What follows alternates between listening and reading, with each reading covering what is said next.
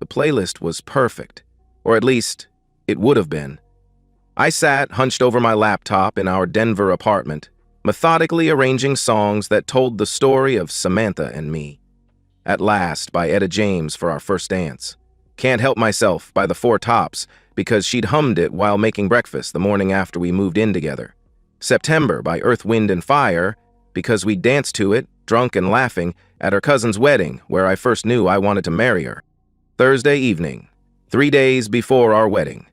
The caterer was confirmed, the flowers ordered, my groomsmen's ties pressed and hanging in the spare bedroom. Everything was falling into place with the precision I'd applied to software development for the past 8 years. Variables defined, functions tested, expected outcomes calculated. The Facebook Messenger notification chimed like a death knell. I almost ignored it. Almost. But Samantha's profile picture, that radiant smile from our engagement photos, caught my eye in the corner of my screen. She'd used my laptop earlier that week to order last-minute bridesmaid accessories, must have forgotten to log out. The notification showed she'd been added to a group chat called Bachelorette Aftermath. Curiosity. That's what killed the cat, and it's what killed the man I used to be. I clicked. The chat exploded across my screen in a cascade of messages, photos, and videos that rewrote the last 3 years of my life in 30 seconds. My hands went numb first, then started shaking as I watched video after video from last Saturday night's bachelorette party. Not the sanitized version Samantha had described. Dinner, a few drinks, some harmless dancing. This was different. This was pornographic. The first video showed my fiance, the woman I'd planned to vow eternal fidelity to in 72 hours, grinding against a male stripper with the enthusiasm of a woman in heat. Her mouth found his, tongues dancing as her hands roamed his chest. But that wasn't the worst part. The worst part was her face, pure, uninhibited joy, the same expression she'd worn when I proposed. My peripheral vision caught movement in subsequent videos. Her sisters, Rebecca and Michelle, married women with children and mortgages and Christmas card families, were engaged in similar performances with other strippers. Rebecca, mother of 2, had her hands down a performer's pants while her sister-in-law cheered. Michelle was topless, straddling another man while the group chanted encouragement. The group chat messages told the rest of the story. Samantha wrote, "OMG, dying watching these, can't believe we went that far." Rebecca replied, "What happens in Vegas? Derek can never see these." Michelle added, "Jason would literally divorce me. Worth it, though." Bridesmaid Katie responded, "You girls are wild. That was the hottest thing I've ever seen." Samantha concluded, 3 days until I'm a boring married woman. Had to get it out of my system. Get it out of her system. I read that line 17 times, each repetition carving deeper into what remained of my chest cavity. My breathing became mechanical. In for 4 counts, hold for 4, out for 4. The same pattern I used to debug complex code, to stay calm under pressure. But this wasn't code. This was my life disintegrating in real time. I began screen capping. Every video, every message, every damning piece of evidence. My hands moved with surgical precision while my mind detached from the emotional carnage. I uploaded everything to 3 separate cloud storage accounts, copied files to 2 external drives, organized them by timestamp and participant. If I was going to die tonight, I was going to be thorough about it. The evidence painted a story of systematic deception. This hadn't been a moment of weakness or poor judgment. The chat revealed weeks of planning, discussions of boundaries they intended to cross, promises to take secrets to the grave. Samantha had orchestrated the entire evening, including bringing a photographer, her single cousin Maya, to document their betrayals. 2 hours passed in evidence collection. 2 hours of watching the woman I loved enthusiastically betraying everything we'd built together. 2 hours of realizing that while I'd been carefully crafting our wedding playlist, she'd been planning her last hurrah before settling for a lifetime of lying to my face. When I finally closed the laptop, the apartment felt different. The engagement photos on our mantle seemed to mock me. The wedding dress hanging in our bedroom closet was a costume for a play I'd never agreed to star in. Even our cat, Pixel, seemed to watch me with knowing eyes, as if he'd sensed the truth I'd been too naive to see. I walked to our bedroom and stared at my wedding suit, still in its dry cleaning bag. The man who'd bought that suit was optimistic, trusting, ready to pledge his life to someone he thought he knew. That man was an idiot. That man was dead. But as I stood there, something else stirred in the wreckage of my shattered worldview. Not rage. Rage was hot and sloppy and led to mistakes. This was colder, more calculated. This was the part of my brain that had debugged thousand-ling programs, that had built systems from nothing but logic and determination. I had 72 hours to decide who I wanted to become. The groom was dead, but something darker was being born. Friday arrived with cruel normalcy, sunshine streaming through our bedroom windows, Samantha humming in the shower, the smell of coffee from our automatic timer. She emerged in her terry cloth robe, radiant and relaxed, the picture of a bride-to-be without a care in the world. "Morning, handsome," Samantha said, kissing my cheek. "Ready for tonight? The guys are going to destroy you at that poker game." My bachelor party. Right. The tame evening of cards and beer I'd planned with my groomsmen while she'd been participating in what amounted to a live sex show. The irony would have been funny if it hadn't felt like swallowing glass. "Looking forward to it," I replied, my voice steady. 10 hours of research had taught me everything I needed to know about maintaining operational security. Act normal, change nothing, execute the plan. After she left for her final dress fitting, I opened my laptop and began building profiles on my targets. Derek Martinez and Jason Rodriguez, husbands of Rebecca and Michelle, respectively.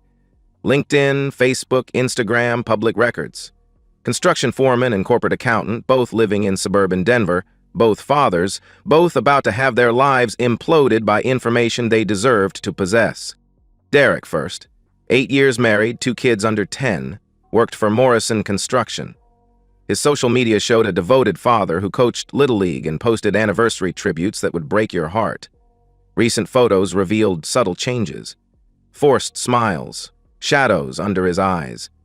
Rebecca had been distant lately, according to his cryptic posts about working through things.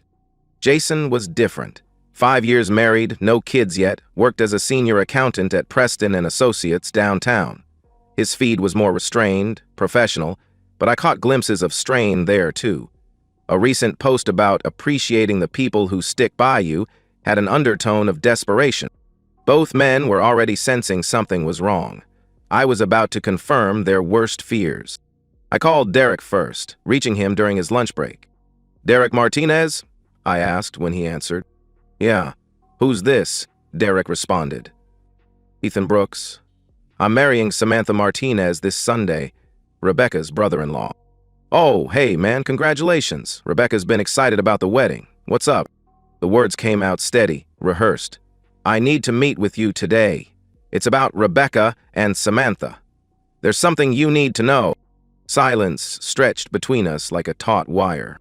"What kind of something?" Derek asked, his voice tightening. "The kind that's better discussed in person. Can you meet me at Common Grounds on Colfax at 2? "Ethan, you're scaring me here." "I'm sorry, Derek, but you deserve to know the truth," I replied. Common Grounds was perfect. Public enough to prevent violence, private enough for devastating conversations. I arrived early, chose a corner table with clear sightlines, and waited. My phone contained enough evidence to destroy 3 marriages. The responsibility felt heavier than I'd expected. Derek walked in at exactly 2:00 p.m., scanning the room until our eyes met. He was shorter than I'd expected, maybe 5'8", with the weathered hands and direct gaze of a man who built things for a living. He sat down across from me like he was approaching a bomb. "All right, talk," Derek said without preamble. I slid my tablet across the table, video cued and ready. "This is from Samantha's bachelorette party, last Saturday. Rebecca is in several of these." He watched for 30 seconds before his face went gray. "Jesus Christ." "There's more," I said quietly. 20 minutes later, Derek Martinez was a different man. The devoted husband had been replaced by something harder, more angular, He stared at the evidence with the expression of someone calculating load-bearing weights for a structure that was about to collapse. "How long have you known?" Derek asked. "Since last night. I'm calling Jason next," I replied. "Good." Derek stood up, pocketing screenshots I'd printed for him. "Rebecca's picking up the kids at 5. I'll be waiting." "Derek," I began. "No." His voice carried the finality of a sledgehammer. 8 years. 2 kids. And she's grinding on some asshole while her sister cheers. He paused at the table's edge. "Sunday's going to be interesting." Jason required a different approach. I caught him at Starbucks near his office building, a neat man in his early 30s who looked like he solved problems with spreadsheets. His reaction was quieter, but no less devastating. "I knew something was wrong," Jason said, scrolling through evidence on my phone. "Michelle's been different since the party. Secretive, happy in a way that didn't include me." He looked up. "What's your plan?" "Tomorrow. Samantha's parents' house during the final wedding planning session. All 3 women, their parents, maximum witnesses." "You want to do this together?" Jason asked. "Debbie did it together," I said. "Seems fitting." By 6 p.m., I had 2 allies and a coordinated plan.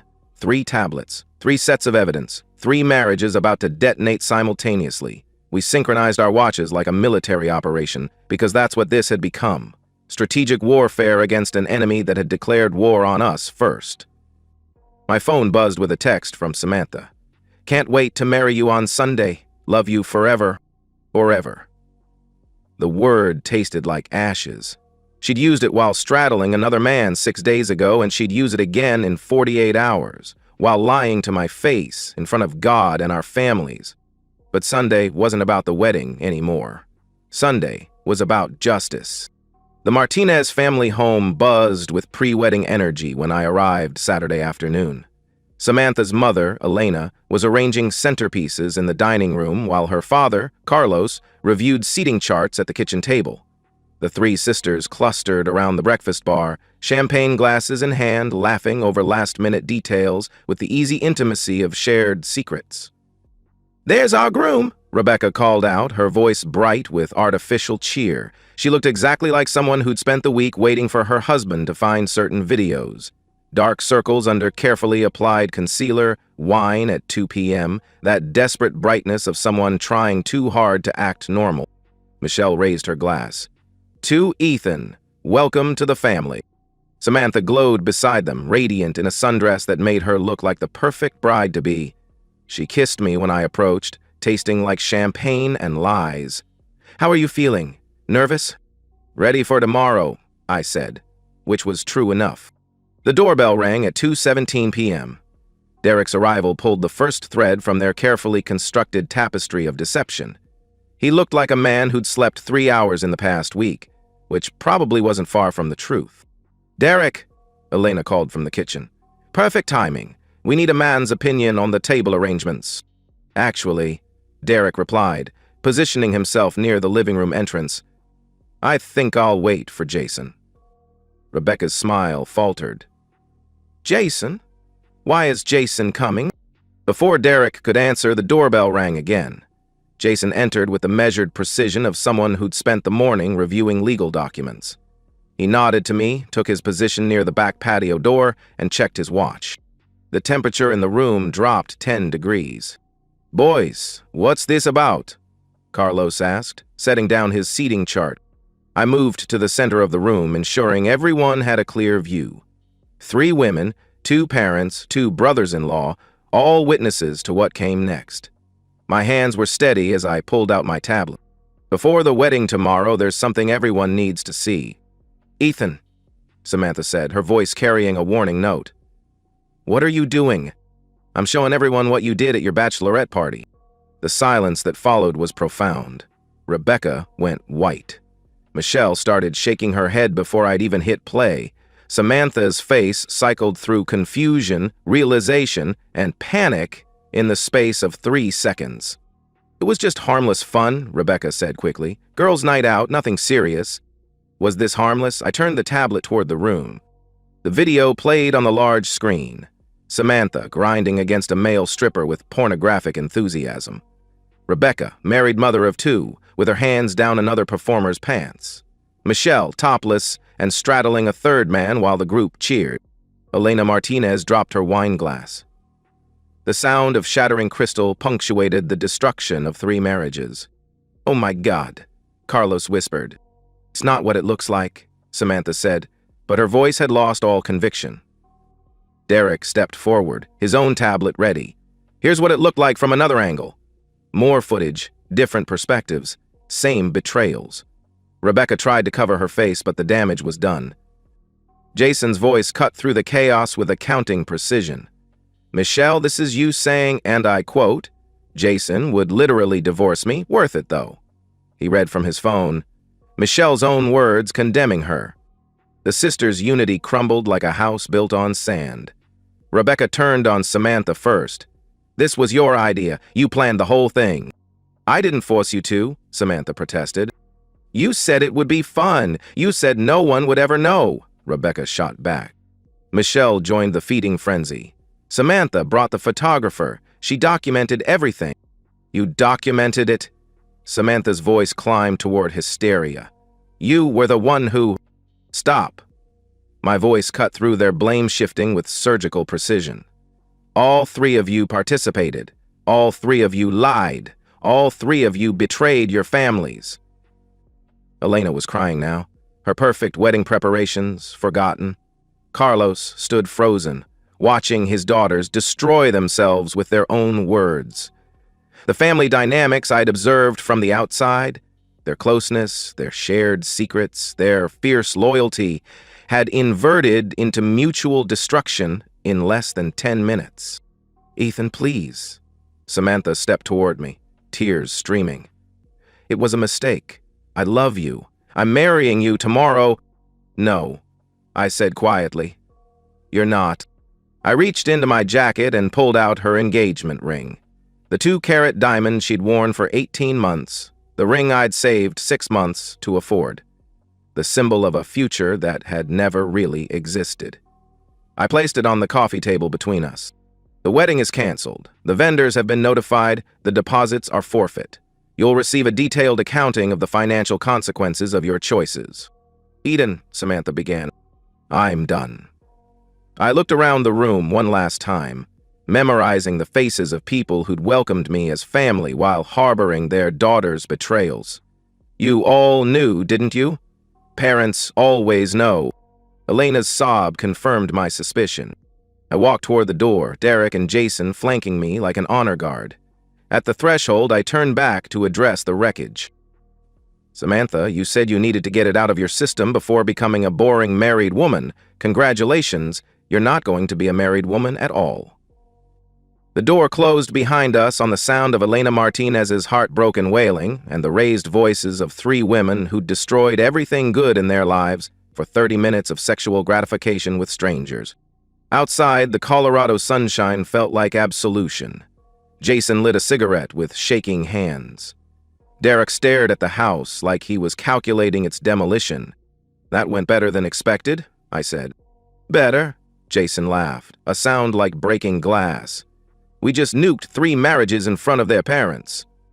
"They nuked the marriages," I corrected. "We just provided the evidence."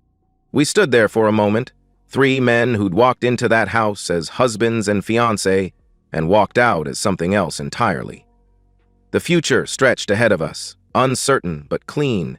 No more lies, no more betrayals, no more pretending that love meant accepting disrespect. Tomorrow was supposed to be my wedding day. Instead, it would be the first day of whatever came next. The week following Saturday's confrontation unfolded with the methodical precision of a carefully executed project plan. I approached the dissolution of my relationship with Samantha like debugging a complex system. Identify the problem, isolate the affected components, remove the corrupted code, and rebuild from a stable foundation. Sunday morning, while I should have been adjusting my tie for wedding photos, I sat in my apartment systematically canceling vendors. The caterer was understanding. They dealt with runaway grooms before. The florist less so, but kept the deposit. The band was actually relieved they had a backup gig that paid better. I documented everything, calculated costs, prepared itemized invoices for Samantha detailing exactly how much her 30 minutes of sexual entertainment had cost in real dollars. My phone had been ringing constantly since Saturday evening. Samantha, her parents, concerned relatives who'd heard conflicting stories about why the wedding was off. I let them all go to voicemail, creating a digital record of desperation that would be useful if she tried to claim I'd been abusive or manipulative. The messages escalated from tearful apologies to angry accusations to desperate bargaining. By Wednesday, she was promising therapy, complete transparency, whatever it took to fix this. But some systems are too corrupted to repair. Sometimes you have to burn it down and start over. Derek's situation was more complex due to custody considerations. He'd retained a divorce attorney who specialized in infidelity cases, someone who understood that documented evidence of sexual impropriety could influence child custody arrangements. Rebecca had moved back in with her parents, taking the kids, claiming Derek had become emotionally abusive since discovering her betrayal. The irony wasn't lost on any of us. "She's telling people I'm controlling and paranoid," Derek told me over coffee Thursday morning. "Says I went through her phone without permission." "Did you?" I asked. "I didn't need to. You handed me everything on a silver platter." He stared into his cup. 8 years, man. 2 kids who don't understand why daddy's so angry all the time. Jason's situation had evolved differently. Michelle had initially tried the aggressive defense strategy, claiming the videos were manipulated, that I was a jealous ex trying to break up happy marriages. But when confronted with evidence that couldn't be disputed, she'd shifted tactics entirely. She admitted everything, Jason said when we met for lunch. Said she'd been planning to leave me anyway, that the bachelorette party was her way of testing the waters. Apparently, I'm emotionally unavailable, and she needs someone more adventurous. "How do you feel about that?" I asked. Relieved, honestly. He looked surprised by his own answer. "Turns out I've been married to a stranger for 5 years. The woman I thought I knew never existed." The 3 of us had formed an unlikely support group, meeting twice a week to compare notes on our legal proceedings and psychological recovery. We shared resources, the same divorce attorney, the same therapist, the same gym where we worked out our rage on heavy bags instead of taking it out on our ex-wives. Samantha's attempts at reconciliation became increasingly desperate as the week progressed. She showed up at my apartment Wednesday night, standing in the hallway in pajamas and a coat, crying about how sorry she was, how it had meant nothing, how she'd do anything to fix this. "It's not fixable," I told her through the security chain. "Some things can't be undone." "About I love you," Samantha protested. "You love the life we built together. You loved the security, the future we planned, the version of yourself that got to be the good girl while secretly being someone else." I studied her face through the gap in the door. "What you don't love is me. If you loved me, you wouldn't have been able to do what you did." Thursday brought news that Michelle had already moved in with a coworker from her accounting firm, a man she'd apparently been getting close to for months before the bachelorette party. Her marriage hadn't been killed by one night of sexual impropriety. It had been dying slowly while she planned her exit strategy. The party had just been her way of having cake and eating it too. Rebecca's story was different but equally devastating. Derek's attorney had discovered she'd been carrying on an emotional affair with her personal trainer for 6 months. The bachelorette party had been her chance to escalate from emotional cheating to physical betrayal, using her sister's bad decisions as cover for her own. Friday evening, I sat in my apartment, staring at the wall where our engagement photos used to hang. The lease was up next month, and I'd already started looking for a new place.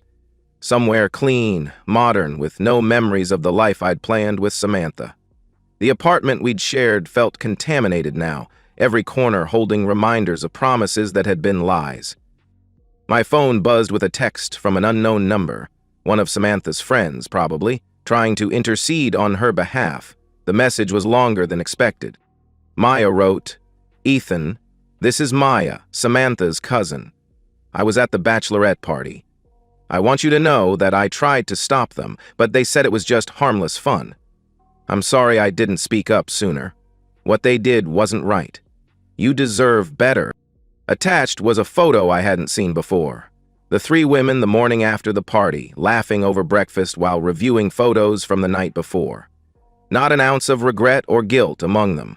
Just three married women celebrating their successful deception of the men who loved them. I forwarded the photo to Derek and Jason, then deleted the conversation.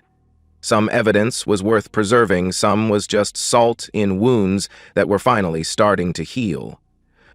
The week ended with me deleting Samantha's contact information from my phone, blocking her on all social media platforms, and signing a lease on a new apartment across town. The systematic unraveling was complete. Every connection severed, every shared asset divided, every promise voided. I'd entered the week as a betrayed fiancé consumed with righteous anger. I was ending it as something else entirely. A man who'd learned that sometimes the best revenge isn't destruction, but reconstruction. Building something better from the ashes of what came before. My new apartment had become a sanctuary of controlled minimalism. Clean lines, modern furniture, no photographs of the past.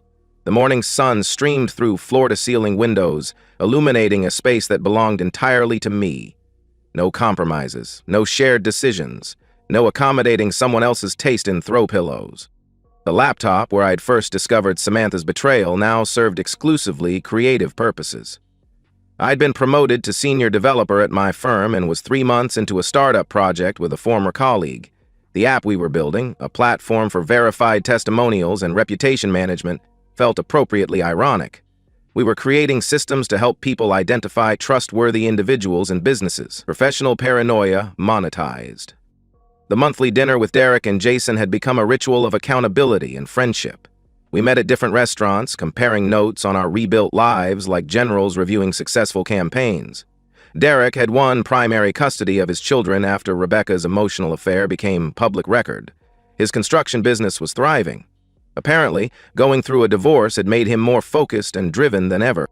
Kids are adjusting better than expected, Derek had reported last week. Turns out they were picking up on the tension long before I confronted Rebecca.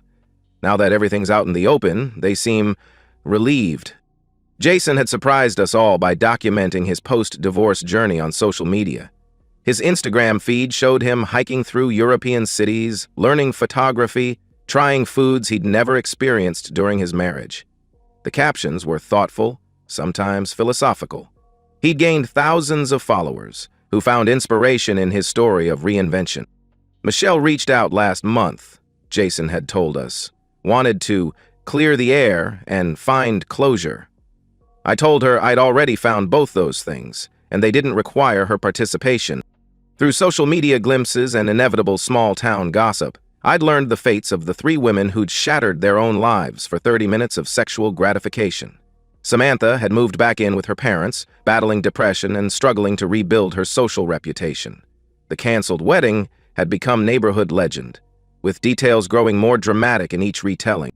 Rebecca had lost not just her marriage, but her relationship with her children, who'd chosen to live with their father full-time rather than endure the custody battle. Her attempts to paint Derek as controlling had backfired when her own betrayals became public. The woman who'd prided herself on being the perfect mother had become a cautionary tale about choices and consequences. Michelle had relocated to Phoenix with her co-worker-turned-boyfriend, but their relationship had already imploded, according to mutual friends. Apparently, men who were willing to sleep with married women weren't always the most trustworthy partners themselves. She'd posted a few cryptic messages about learning from mistakes and growing as a person, but they felt performative rather than genuine. The evening ritual had become sacred to me. I'd pour a glass of wine, sit in my reading chair, and review the day's accomplishments. The startup was gaining traction. My relationship with my family had deepened after they'd witnessed my handling of the crisis. I'd started therapy, not because I was broken, but because I wanted to understand how I'd missed so many warning signs. You trusted someone who was untrustworthy, my therapist had explained. That says something about your character, not theirs. The goal isn't to become suspicious of everyone, but to become better at recognizing authenticity. My phone buzzed with a notification, a text from a number I didn't recognize. For a moment, muscle memory tensed, preparing for another attempt at contact from my past. But this was different. Sarah wrote, "Hi Ethan, this is Sarah from the coffee shop on 17th Street. You probably don't remember me, but you helped me with my laptop a few weeks ago when it crashed. I was wondering if you'd like to grab coffee sometime? No pressure, just thought I'd ask. I remembered her. Dark hair, genuine smile, the kind of person who said please and thank you to baristas. She'd been frantic about losing work files when her computer froze, and I'd spent 20 minutes helping her recover everything. No hidden agenda, no manipulation, just one human being helping another. I stared at the message for a long moment, then typed back, "I'd like that. When works for you?" 6 months after my world had collapsed, I was finally ready to consider building something new. Not because I'd forgotten the past or forgiven the betrayals, but because I'd processed them completely. I'd learned that some people were worthy of trust and others weren't. The challenge was becoming skilled enough to tell the difference. I walked to my laptop and deleted the final folder of evidence from Samantha's betrayal. Not out of forgiveness. Forgiveness was irrelevant to someone who'd never asked for it genuinely. But because I no longer needed it. The past had been processed, consequences had been distributed, and justice had been served through the simple act of refusing to pretend betrayal didn't matter.